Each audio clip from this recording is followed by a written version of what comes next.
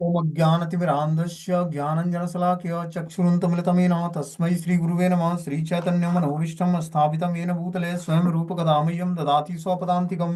वन्देऽहं श्रीगुरु श्रीयुतपदकमलं श्रीगुरून् वैष्णवाचं श्रीरूपं साग्रजातं सगण रघुनाथान्वितं तं सजीवं साद्वैतं सावधूतं परिजनसहितं कृष्णचैतन्यदेवं श्रीराधाकृष्णपादान् सगणललिता श्रीविशाखान्विताश्च नित्यानंदम नमस्तुभ्यं प्रेमानंद प्रदायते कलौ कल्मस्य नाशाय जानवीपतये नमः। नमो महावदन्याय कृष्ण प्रेम प्रदायते कृष्णाय कृष्ण चैतन्य नामिने गौरवति नमः। अनर्पित चरि चिरात करुणावतीर्ण कलौ समर्पित उन्नत उज्ज्वल स्व भक्ति श्रियम हरिपुरट सुंदर भूतिकतम संदीपितम सदा हृदय कंदरे स्मृत्वा सचिनंदनम संसार दुख जल दो पतितस्य कामा क्रोधादीन क्रम करे कवलीकृतस्य दुर्वासना निगडितस्य निराश्रियस्य चैतन्य चंद्र ममदी पदावलंबम चैतन्य चंद्र मम हृदय कुमदम विकास्यम हृदय विदयी निज चिंतन भृंगरंगे किंचापराधतिमिर निविड्य विधूयम पादामृतम सदय पायत दुर्गतां माम आजानुलंबित भुजो कनकावदातो संकीर्तने कपितरो कमलायताक्षो विश्वम्बरो द्विवरो युगधर्मपालो वंदे जगत्प्रियकरो करुणावतारो नमस्ते काल सत्याय जगन्नाथाय सुताय च सभृत्याय सपुत्राय सकलत्राय ते नमः।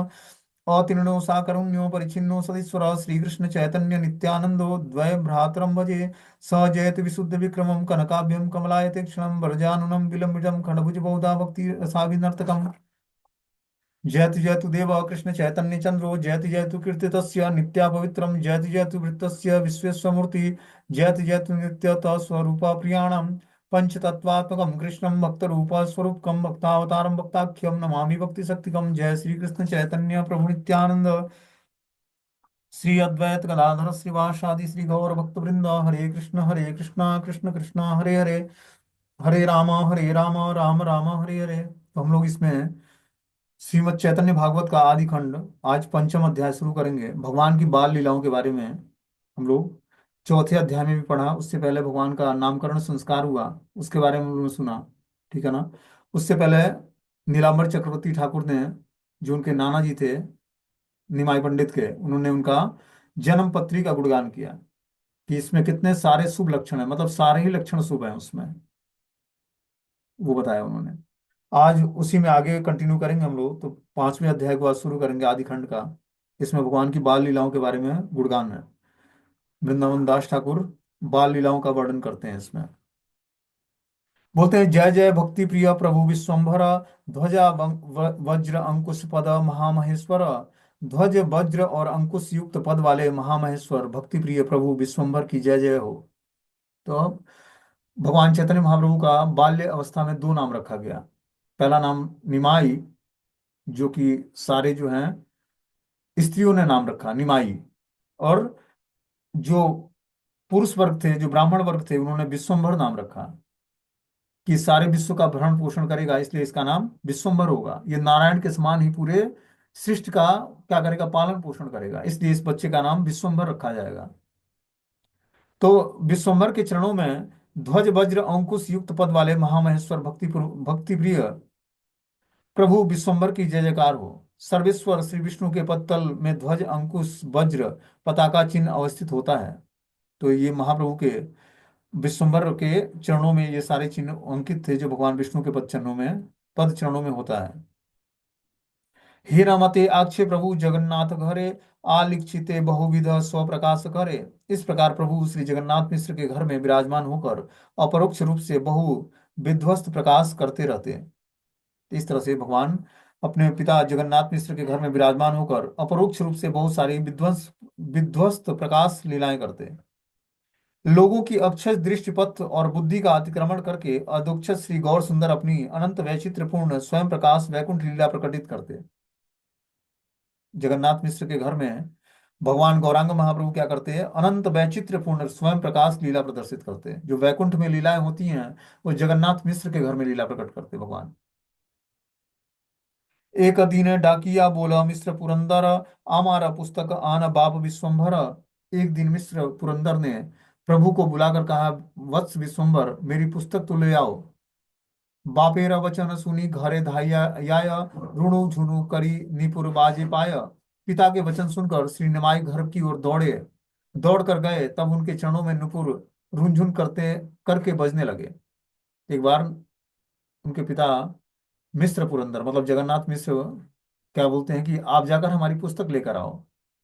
तो पिता के वचन को सुनकर निमाई पंडित घर में दौड़ते हुए जाते हैं, और उनके जो चरणों में नुपुर लगा था वो रुनझुन की आवाज करने लगी।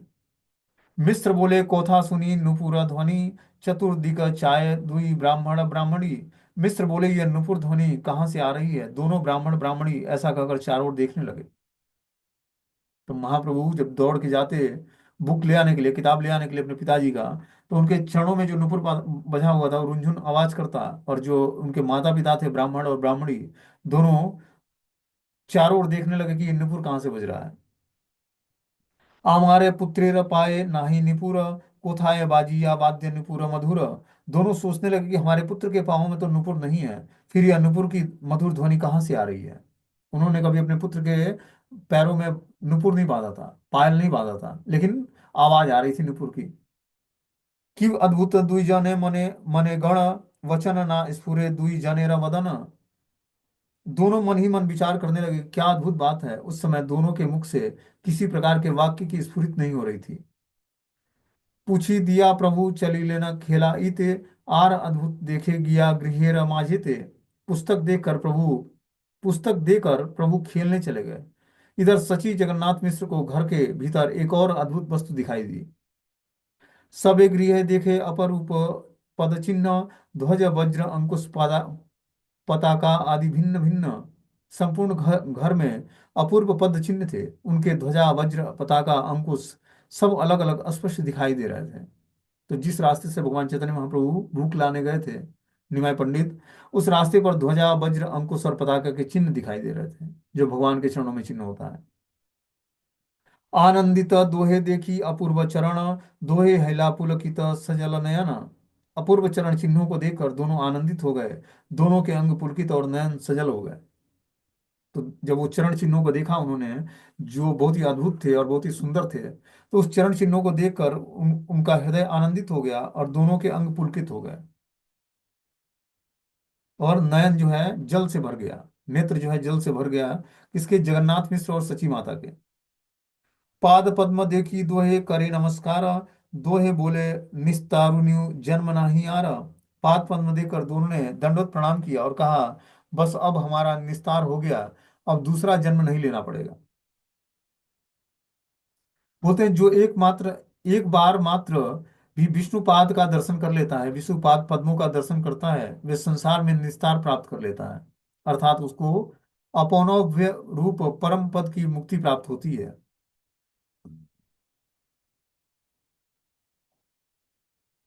तो जो भी एक बार भगवान के श्री चरणों का पाद पद्मों का दर्शन कर लेता है, वो इस भौतिक संसार से निस्तार प्राप्त कर लेता है, मतलब वो भौतिक संसार में से मुक्त हो जाता है। मिस्र बोले, सुना विश्व रूपेण जननी, धृत परमानन्य रांधन्य अपनी। मिस्र बोले, हे विश्व रूप की जननी, सुनो, तुम जाकर घी युक्त परमानन्य की रसोई बनाओ। तो विश्व रूप भगवान चैतन्य महाप्रभु के विश्वम्बर के बड़े भाई का नाम विश्व रूप था।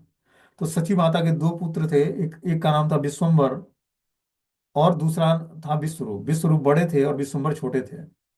निमाय पंडित का नाम विश्वम्बर था और उनके बड़े भाई का नाम विश्वरूप था।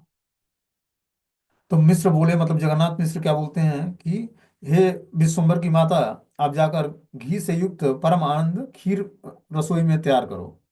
घर ए आछेन दामोदर सालग्राम, पंच गव्य सकाले करामु ताने अस्ताना। घर में जो सालिग्राम दामोदर शिला है, मैं उनको प्रातः ही पंचगव्य से स्नान कराऊंगा। बोलते हैं कि पंचगव्य दही दूध घृत गोमूत्र और गोमय से स्नान कराने को उन्होंने सोचा कि मैं पंचगव्य से आज मैं शालिग्राम को स्नान कराऊंगा, जो दामोदर शालिग्राम है। बुझी लाई ते हो धरे भूले न आपनी, अतएव सुनी लाड़ नुपुरेर ध्वनि। मैं समझ गया कि स्वयं वही घर में घूमते थे, इसी कारण नुपुर की ध्वनि सुनने में आती थी। उनको ये पता नहीं था कि हमारा बालक जो है भगवान है। उनको लगता कि जो शालिग्राम शिला है हमारे घर में, दामोदर शिला है, वही कभी कभी क्या करते हैं, भगवान स्वयं हमारे घर में चलते हैं। उन्हीं के पैरों से जो ध्वनि उत्पन्न होती है नुपुरों की, वही हम लोग सुनते हैं और आनंदित होते हैं।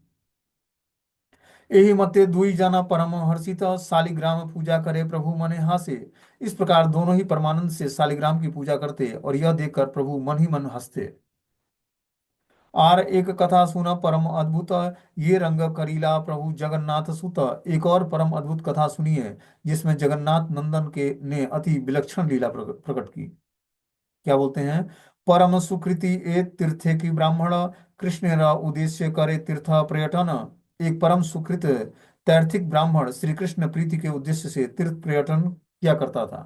मतलब एक ब्राह्मण था, वो क्या करता है, भगवान श्री कृष्ण में प्रीति होने के कारण भगवान से जो संबंधित जितने भी तीर्थ हैं उसका वो भ्रमण करता था। खड़ छर गोपाल मंत्रेर करे उपासना, गोपाल नैवेद्य बिना ना करे भोजन। वे खड़ाक्षर गोपाल मंत्र का भगवत उपासना करता था और श्री गोपाल जी का भोग लगाए बिना किसी भी वस्तु का भोजन नहीं करता था। देवे भाग्यवान तीर्थ भ्रमिते भ्रमिते, आसिया मिलीला विप्र प्रभुरा बाड़ीते। देव से एक दिन वे भाग्यवान विप्र तीर्थ भ्रमण करते करते प्रभु के घर में जा पहुंचा। तो वो नवद्वीप में आ गया एक बार भ्रमण करते करते तीर्थों का, और भगवान चैतन्य महाप्रभु के घर में आ जाता है निमाई पंडित के। कंठे बाल गोपाल भूषण सालग्राम, परम ब्रह्मण्य तेज अति अनुपम। उसके कंठ में भूषण स्वरूप बाल गोपाल और शालिग्राम विराजमान थे और वे अति अनुपम परम ब्रह्म तेज से युक्त था। तो ब्राह्मण था, उसका जो चेहरा था परम ब्रह्म तेज से युक्त था, और कंठ में आभूषण के रूप में बाल गोपाल को और शालिग्राम को विराजित किया हुआ था। निरवधि मुखे विप्र कृष्ण कृष्ण बोले, अंतरे गोविंद रसे दुहित चक्षु ढूले। वे विप्र गोविंद रस में विभोर होकर निरंतर कृष्ण कृष्ण बोलते और उनके दोनों नेत्र आप्लावित रहते थे। तो विप्र जो था दिन भर जो है गोविंद का स्मरण करता, और नेत्र जो है हमेशा आप्लावित रहते, नेत्रों में जल भरा रहता। जब वो कृष्ण कृष्ण बोलता तो उसके नेत्र जो है जल से आप्लावित हो जाते हैं। बोलते हैं गोविंद रसे शांत दास्य साख्य वात्सल और मधुर, ये पांच प्रकार के अप्राकृतिक रस हैं। बाल गोपाल सेवारत जन का वात्सल्य रस ही जानना होगा।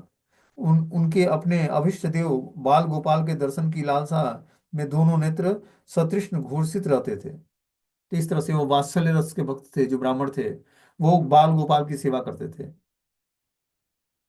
देखी जगन्नाथ मिश्र तेज से ताहार, संभ्रमणे उठिया करीला नमस्कार। श्री जगन्नाथ मिश्र ने उनके तेज को देखकर संभ्रम पूर्वक उठकर दंडवत प्रणाम किया। अतिथि व्यवहार धर्म एन मति है, सब करीले न जगन्नाथ महाशय। जिस प्रकार अतिथि के साथ व्यवहार धर्म करना चाहिए, श्री जगन्नाथ महाशय ने भी उसी प्रकार उनके साथ आचरण किया।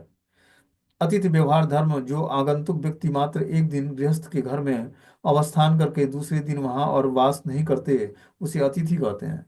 अतिथि उसको बोलते हैं कि जो एक दिन के लिए आते हैं और गृहस्थ के घर में अवस्थान करते हैं और फिर अगले दिन वहां पर नहीं आते हैं, उसे अतिथि बोलते हैं, जो बिना तिथि के आ जाए। गृहस्थ गण एक दिन मात्र अतिथि सेवा का अवसर प्राप्त करते हैं। व्यवहार धर्म में गृहस्थ अवश्य ही अतिथि का सत्कार करेंगे। अतिथि सत्कार गुरु सेवा के तुल्य, अर्थात अतिथि नारायण के समान पूज्य होता है। जो बिना बताए आ जाए घर में बिना तिथि के, उसकी ओर जो गृहस्थ सेवा कर देता है तो साक्षात नारायण की सेवा बन जाती है। एक होता है कि फोन करके आ रहा है कि प्रभु जी या माता जी मैं आ रहा हूँ, मेरे लिए भोजन बनाए रखना।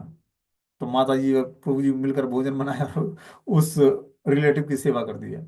एक बिना बताए आ गया घर में।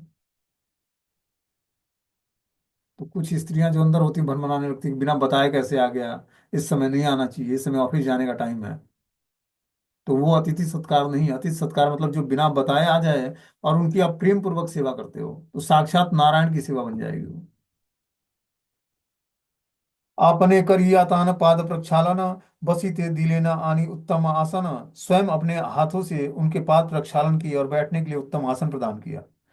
सुअस्त हैया बसी लेना यदि विप्रवर, तबे ताने मिश्र जिज्ञासेन कोथा घर। जब विप्रवर सुखपूर्वक आसन पर बैठ गए, तब मिश्र ने उनसे पूछा कि विप्रवर, आपका घर कहाँ है?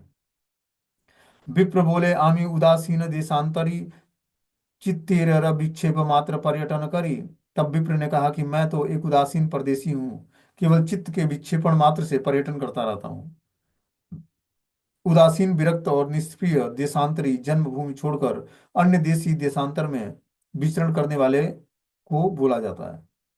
तो ये जो है विक्षेप मात्र परिवर्तन थे ये ब्राह्मण, क्या करते, उदासीन परदेसी की तरह, मतलब इस भौतिक संसार से कुछ लेना देना नहीं है, और विरक्त थे, और अलग अलग जगहों पर भ्रमण करते थे अपने जन्म स्थान को छोड़कर। प्रणति करिया मिश्र बोले न वचन, जग तेरा भाग्य से तुम्हारा पर्यटन। मिश्र ने विप्र को बोला, प्रणाम करके बोला कि जगत वासियों के भाग्य के लिए आप पर्यटन करते हैं, कि आप पर्यटन इसलिए करते हैं, घूमते इसलिए, विचरण इसलिए करते हैं कि इस जगत के जीवों का उद्धार हो सके। जगतेर भाग्य तुम्हार पर्यटन, महद विचलन नृणाम गृणित दीन चेत साम, निष्क्रिय साम भगवान कल्पेन नान्यथाम क्वचित। बता रहे हैं कि जो है ऐसे जो विरक्त साधु होते हैं, इनका भ्रमण करने से क्या होता है, जगत का मंगल होता है, क्योंकि इनके हृदय में राधा कृष्ण का निवास होता है। तो ये जहाँ भ्रमण करते हैं वहां भी राधा कृष्ण को स्थापित कर देते हैं। बोलते हैं विशेषज्ञ आज ही हमारा परम सौभाग्य, आज्ञा देह रंधन इन करी गया कार्य। विशेष रूप से आज हमारा परम सौभाग्य है कि आप यदि आज्ञा दे तो मैं जाकर आपके लिए कुछ रसोई की व्यवस्था करूं। विप्र बोले कर मिश्र एक इच्छा तुम्हारा, हरि से करीला मिश्र दिव्य उपहार। विप्र बोले मिश्र आपकी जैसी इच्छा हो कीजिए। तब मिश्र ने आनंद पूर्वक रसोई का सब दिव्य आयोजन कर दिया। रंधनेन स्थान उपस्करी भालमते, दिलेन सकल सज्ज रंधन करीते। रसोई घर का अच्छी प्रकार से संस्कार करके संपूर्ण सामग्री रसोई करने के लिए विप्रवर के सामने सजा दिए गए। संतोषे ब्राह्मण वर करिया रंधन, बसी लेना कृष्णेर करीते निवेदन। ब्राह्मण संतोष से रसोई बनाकर श्री कृष्ण को निवेदन करने के लिए बैठ गए। सर्वभूते अंतर्यामी श्री सचिनंदन, मने आक्षेप विप्रेर दिवेन दर्शन। सर्वभूत अंतर्यामी श्री सचिनंदन गौर हरि के मन में इच्छा हुई कि विप्र को दर्शन दिया जाए। ध्यान मात्र करिते लागिला विप्रवर, सम्मुखे आइला प्रभु श्री गौर सुंदर। विप्रवर ने अभी ध्यान मात्र ही किया था कि गौर सुंदर सामने आकर उपस्थित हो गए। धूलामय सर्व अंग मूर्ति दिगंबर, अरुण नयन कर चरण सुंदर। उनके सर्वांग धूलि से धूसरित थे और दिगंबर मूर्ति हैं, और अरुण नयन सुंदर कर चरण विशिष्ट थे। इस तरह से जैसे ही वो विप्रवर ब्राह्मण क्या करता है, भगवान का स्मरण करता है भोग रखकर भगवान के सामने, वैसे ही गौरांग महाप्रभु प्रकट होते हैं और उपस्थित हो जाते हैं। उनके सर्वांग जो है धूल से दूषित थे, और दिगंबर मूर्ति की तरह, अभी बालक थे छोटे तो वो नंगे थे, अब पूरा धूल दूसरित थे। अरुण नयन था, सुंदर कर चरण कमल का था उनका सुंदर, और इस तरह से विशिष्ट मूर्ति के रूप में उनके सामने प्रकट हो जाते हैं। हासिया विप्रेर अन्न लइया श्री करे, एक ग्रास खाई लेना देखे विप्रवरे। ऐसे प्रभु ने हंसते हुए अपने श्रीकर कमल से अन्न लेकर एक ग्रास खा लिया। विप्र ने यह देख लिया। तो जैसे ही वो भगवान का स्मरण करता है, ते ही गौरांग महाप्रभु अंतर्यामी भगवान प्रकट होते हैं और क्या करते हैं, अपने हाथ से एक अन्न का ग्रास उठाकर खा लेते हैं। विप्र देख कर ये देखता रह जाता है। हाय हाय करी भाग्यवंत विप्र डाके, अन्न चोरी करी लेना चंचल बालक। भाग्यवान विप्र हाय हाय करके पुकारने लगा कि चंचल बालक ने अन्न चोरी कर लिया है। आसिया देखे न जगन्नाथ मिश्र वर, भात खाए हासे प्रभु श्री गौर सुंदर। जगन्नाथ मिश्र वर ने आकर देखा कि प्रभु गौर सुंदर हंसते हुए भात खा रहे हैं। क्रोधेर मिश्र धाइला याय न मारिवारे, संभ्रमे उठी या विप्र धरिला करे। तब मिश्र क्रुद्ध होकर बालक श्री गौरचंद्र को मारने के लिए दौड़े। यह देखकर विप्र ने संभ्रण से उनका हाथ पकड़ लिया। तो जगन्नाथ मिश्र आते हैं, देखते हैं कि ये गौरचंद्र जो है क्या करते हैं, मारने के लिए दौड़ते हैं, क्योंकि इसने भगवान का भोग खा लिया था, चावल उसमें से खा लिया था। यह देखकर विप्र ब्राह्मण जो था क्या करता है, तुरंत जगन्नाथ मिश्र का हाथ पकड़ लेता है। विप्र बोले मिश्र तुम्ही बड़े देखी आर्य, कौन ज्ञान बालकेर मारिया की कार्य। भाल मंद ज्ञान यार था के मारी तारे, अमार शपथ यदि मारहा उहारे। उस विप्र ने कहा कि हे मिश्रवर, आप तो बड़े उदार हैं, बालक को किस बात का ज्ञान है, मारने का क्या काम है। जिसको भले बुरे का ज्ञान हो उसको मारना चाहिए। आपको मेरी शपथ है यदि आप बालक को मारेंगे तो। ब्राह्मण ने कहा कि हे मिश्र, आप व्यस्क और माननीय हैं, और यह शिशु नितांत अज्ञ और बालक है। इसकी अज्ञता के कारण प्रहार पूर्वक शासन करना कर्तव्य नहीं है आपका। दुखे बसी लेना मिश्र हस्त दिया सिरे, माथा नाही तोले मिश्र वचन ना स्फुरे।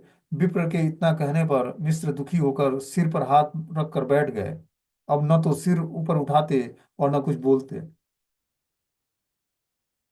विप्र बोले मिश्र दुख ना भावी मने, ये दिने ये हवे तहाँ ईश्वर ईश्वर से जाने। यह देखकर विप्र ने कहा कि मिश्र आप मन में दुख मत कीजिए, जिस दिन जो होना होगा उसे ईश्वर जानते हैं।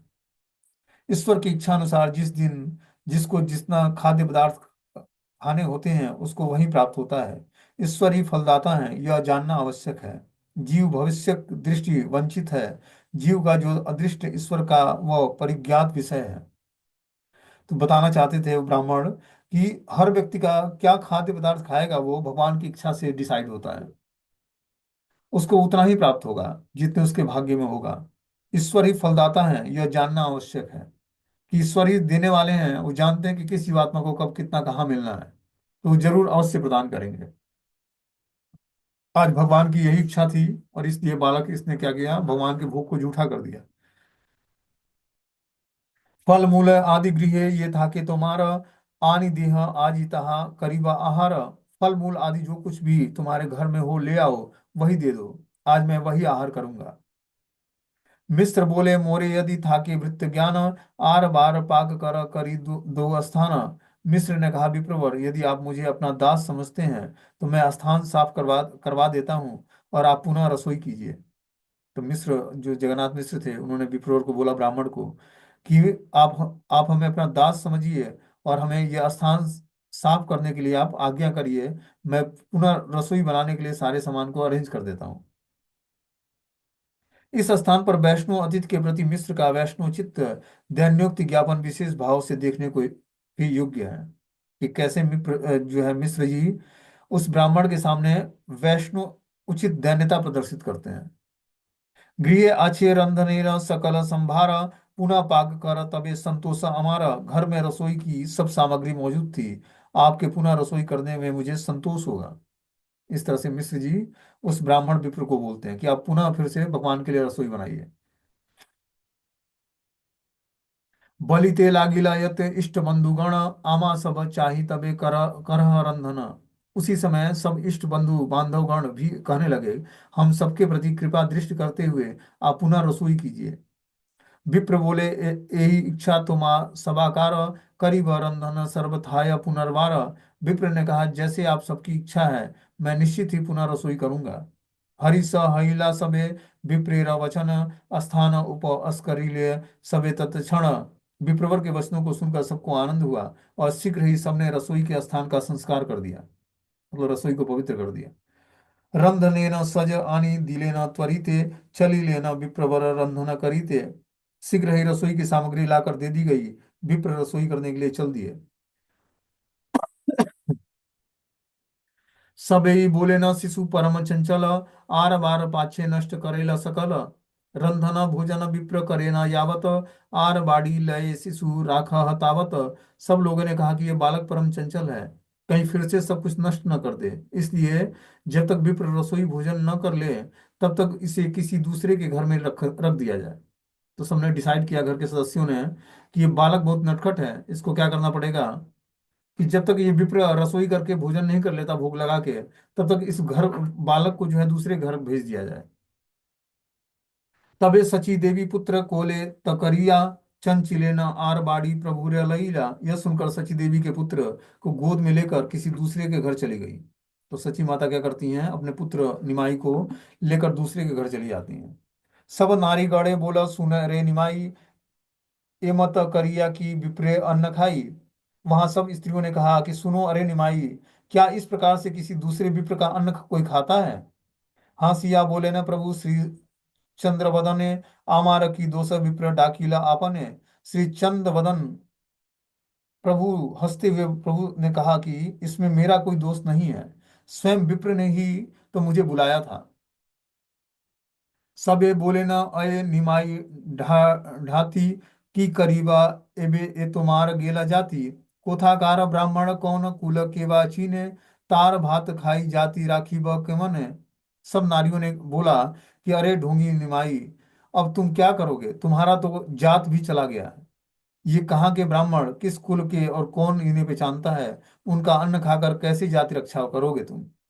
नारियां कह रही थी, और निमाई, कापट्य, छल और चातुर्य प्रदर्शन करने की कोशिश से अज्ञात कुलशील और अपने को ब्राह्मण कहकर परिचय देने वाले इस व्यक्ति का स्पर्श किया हुआ अन्न ग्रहण करने पर तुम्हारी वंशगत पवित्रता सब कुछ नष्ट हो गई है। तो निमाई को डराने लगे कि तूने पता नहीं कहाँ से ये ब्राह्मण आया, और इसके बिना परिचय बताए और इस व्यक्ति के हाथ से स्पर्श किया हुआ अन्न तुमने खाकर अपने वंशगत पवित्रता को नष्ट किया है। हासिया कहे न प्रभु, आमी एक गोयाल, ब्राह्मणेर अन्न आमी खाई सर्वकाल, ब्राह्मणेर अन्न की गोपेर जातियाय, ये तो बलि हासिया सवारे प्रभु चाय। प्रभु ने हंसते हुए कहा कि मैं तो ग्वाला हूँ, ब्राह्मण का अन्न तो मैं सदा ही से खाता आया हूँ। अब भगवान जो है अपने कृष्ण लीलाओं का स्मरण कराते हैं। ब्राह्मण का अन्न खाने से क्या गोप की जाति बिगड़ जाती है? इतना कहकर प्रभु हंसते हुए सबकी ओर देखने लगे। प्रभु ने कहा कि मैं गोप जाति का हूं, इसलिए मैं ब्राह्मण प्रदत्त अन्न सब समय ही खाता रहता हूँ। इससे एक और तो प्रभु की त्रिकाल सत्यता और सर्वज्ञता, या दूसरी ओर उनकी अप्राकृतिक शुद्ध भगवत ज्ञान या ब्राह्मण वश्यता प्रकाशित हुई है। अत्यंत पक्ष है, गोपाल बालोचित चांचल्य भी प्रकाशित होती है। इस तरह से भगवान जो अपने गोपाल वेश में, जो गोपाल लीलाओं में जो घटनाएं किया था, वो यहाँ पर भी वो चंचलता प्रदर्शित करते हैं। गौर सुंदर के भी शरीर में, गौर सुंदर के स्वरूप में भी। छले निज तत्व प्रभु करे न व्याख्यान, तथापि ना बूझे के न मायातान। छल से प्रभु ने अपने तत्व का व्याख्यान कर दिया, तो भी कोई न समझ सकी कि उनकी यही उनकी माया है। सबे हासे न सुनी प्रभुरा वचन, वक्ष हेते गढ़ीते काहोर नाही मन। प्रभु के वचन सुनकर सब नारियां हंस पड़ी, और किसी का भी प्रभु को अपने हृदय से उतारने का मन नहीं करता था। तो जो भी स्त्रियां भगवान गौर सुंदर को पकड़ लेती, तो कोई भी अपने हृदय से उनको उतारने का प्रयास नहीं करती। एक बार उनकी छवि को देखकर उनके हृदय में भगवान बस जाते हैं। हासिया याय न प्रभु ये जाना रकोले, से ही जना आनंद सागर माझे भूले। प्रभु हंसते हुए जिसकी गोद में जाते वही आनंद सागर में डूबने लगता। से विप्र पुनर्वार करिया रंधन, लागिले न बसिया करीते निवेदन। वही विप्र पुनः रसोई बनाने के उपरांत बैठकर प्रभु को भोग निवेदन करने लगा। ध्याने बाल गोपाल भावेर विप्रवर, जानिले न गौरचंद्र चित्तेरा ईश्वर। विप्रवर मन ही मन बाल गोपाल का ध्यान कर रहे थे। अंतर्यामी श्री गौर सुंदर ने उनकी मन की बात जान ली। मोहिया सकल लोक अति अलक्षिते, आई लेना विप्र स्थाने हासिया हसीये। प्रभु सब लोगों को मोहित करके स्वयं को छिपाते हुए हंसते हंसते विप्र के पास आ गए। अलक्षिते यही मुष्टि अन्न लैया करे, खाईला चलीला प्रभु देखा विप्रवरे। अलक्षित रूप से एक मुट्ठी अन्न हाथ में लिया और खाकर प्रभु चलते चलने लगे। विप्रवर ने फिर से देख लिया। हाय हाय करिया उठी, उठीला विप्रवर, ठाकुर खाइया भात दिल एक रण। तब तो विप्र हाय हाय कर कर उठा, और इधर प्रभु ने भात खाकर दौड़ लगाई। संभ्रम में उठिया मिस्र हाथे बाड़ी लैया, क्रोधी ठाकुरेरा लैया याय। मिस्र संभ्रण से उठे और हाथ में लाठी लेकर निमाई को शासन करने के लिए पीछे पीछे दौड़े। जब मिस्र को पता लगा, जगन्नाथ मिस्र को, उनके पिता को, तो क्या करते हैं, हाथ में लाठी लेकर निमाई को दौड़ाने का प्रयास करते हैं, मारने का। महाभय प्रभु पलाइला एक घरे, क्रोधे मिस्र पाछे था कि तर्ज गर्ज करे। महाभयभीत होकर प्रभु दौड़कर एक घर में छिप गए, और पीछे से मिस्र क्रोधपूर्वक तर्जन गर्जन करने लगे। मिस्र बोले, आज ही देखा करो तोर कार्य, तोर मते परम अबोध आमी आर्य। मिस्र ने कहा कि आज मैं तेरे दुष्कार्य को देख लूंगा, तुमने मुझको भी परम अबोध समझ लिया है। मिस्र ने कहा कि अरे दुष्ट बालक, मैं आज तुम्हारा दुष्कार्य देख लूंगा। मैं इतना विज्ञ और मान्य हूँ कि तुम मुझको नितांत निबोध समझते हो। यह तुम्हारा अत्यंत अन्याय है। हीन महाचोर शिशु कार्य घरे आछे, ए बलि क्रोधे मिस्र धाये प्रभु पाछे। ऐसा महाचोर बालक किसके घर में होगा? इस प्रकार कहकर मिस्र क्रोध से प्रभु के पीछे पीछे दौड़ने लगे। सबे धरी लेना यत्न करिया मिस्रेर, मिस्र बोले यही आजी मारी वो उहारे। सब लोगों ने यत्न पूर्वक मिस्र को पकड़ लिया। मिस्र बोले, छोड़ो, आज मैं इसको मारूंगा। सब यही बोले, ना मिस्र तुम्ही तो उद्धार, इहारा मारिया कौन साधुत्व तुम्हारा। सबने कहा कि मिस्र, आप तो उदार हैं, इसको मारने में क्या आपकी बुद्धिमत्ता होगी। भाल मंद ज्ञान नाही उहारा शरीरे, परम अबोध ए मन शिशु मारे। मारी लेना कौन वास सिखी वे के हे नय, स्वभावी शिशुर चंचल मति है। इस बालक को भले बुरे के बारे में कुछ ज्ञान नहीं है, ऐसे बालक को मारते हैं तो वो परम अबोध है। इसे मारने से यह सीख जाएगा, ऐसी बात नहीं है। शिशु की स्वभाव ही चंचल मति होती है, स्वभाव से ही शिशुगण चंचल मति होते हैं। अब उसको शासन करने की शिक्षा देने से ही वह शिक्षा ग्रहण नहीं कर सकता है। अथे व्यथे आसी से ही तैर्थिक ब्राह्मण मिश्रेर धरिया हाथे बोले न वचन। उसी समय द्रुत वेग से तैर्थिक ब्राह्मण भी वहां आ गए और मिश्र का हाथ पकड़कर कहने लगे, बालकेरा नाही दोष सुनी मिश्र राय, ये दीने ये हबे तहा हई बार चाय। हे मिश्र महाशय, सुनिए, इस बालक का कोई दोष नहीं है। जिस दिन जो होना है वह होकर रहेगा। आज ही कृष्ण अन्न नाही लिखे ना हमारे, सब यही मर्म कथा कहिलू तुम्हारे।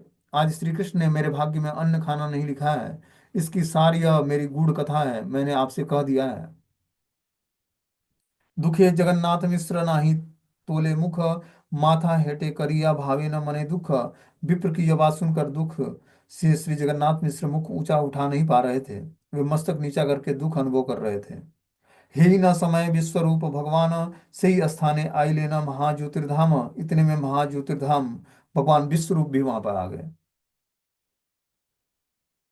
सर्व अंगे निरुपम लावण्य रसीमा, चतुर्दश भुवनो नाही क उपमा।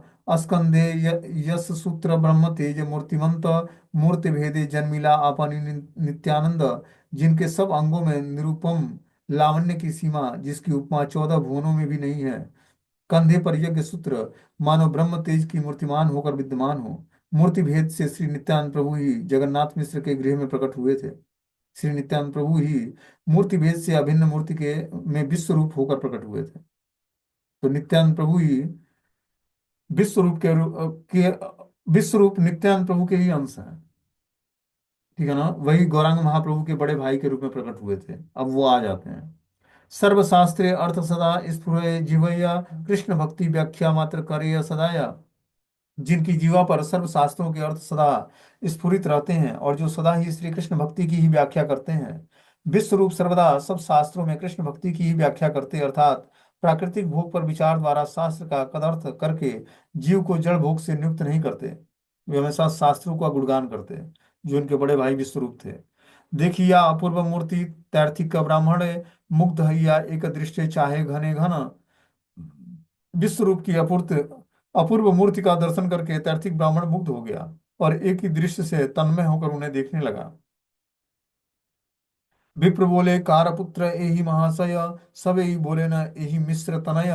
विप्र ने पूछा, हे महाशय, यह किसके पुत्र हैं। सबने जवाब दिया, यह उन्हीं मिश्र के पुत्र हैं। सुनिया संतोषी विप्र कैला आलिंगन, धन्य पिता माता यार ये हेना नंदन। ऐसा सुनकर विप्र प्रसन्न चित्त से विप्र ने विश्वरूप को आलिंगन किया और कहने लगा कि वे माता पिता धन्य हैं जिनके ऐसे पुत्र हैं।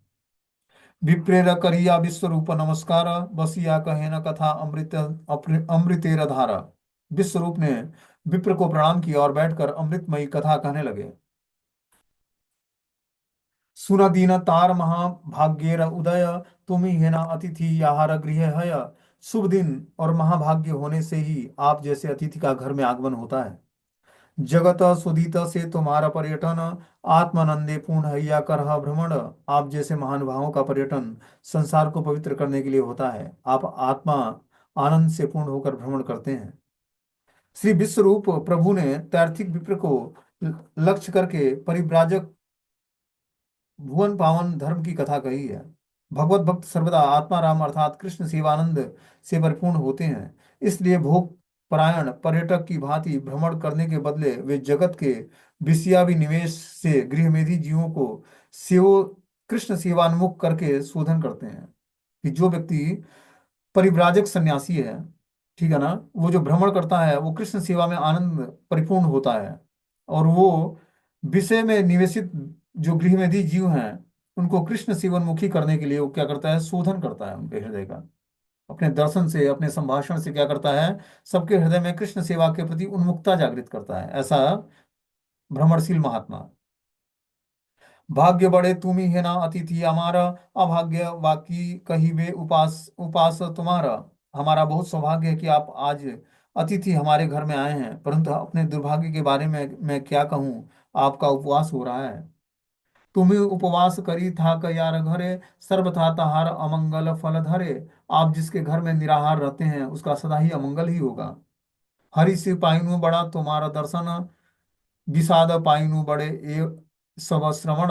आपके दर्शन से मुझे बड़ा हर्ष हुआ है, परंतु यहाँ का सब वृतांत सुनकर मैं बहुत दुख पा रहा हूँ। अर्थात आपके दर्शन फल से मेरा हर्ष, किंतु आपके उपवास फल से मेरा विषाद, अर्थात इन दोनों कारणों से मेरा हर्ष और विषाद उपस्थित हो रहा है। इस तरह से विश्वरूप बोलते हैं उस ब्राह्मण से। विप्र बोले कुछु दुख ना भाविवे मने, फल मूल कुछु आमी करीबा भोजन। विप्र ने कहा कि आप मन से कुछ दुख न करें, मैं फल मूल आदि कुछ ही भी भोजन कर लूंगा। वनवासी आमी अन्य को थाए वापाई, प्राय आमी बने फल मूल मात्र खाई। मैं तो वनवासी हूँ, मुझे वहाँ अन्न कहाँ मिलता है, प्राय मैं वन में ही फल मूल मात्र ही खा लेता हूँ।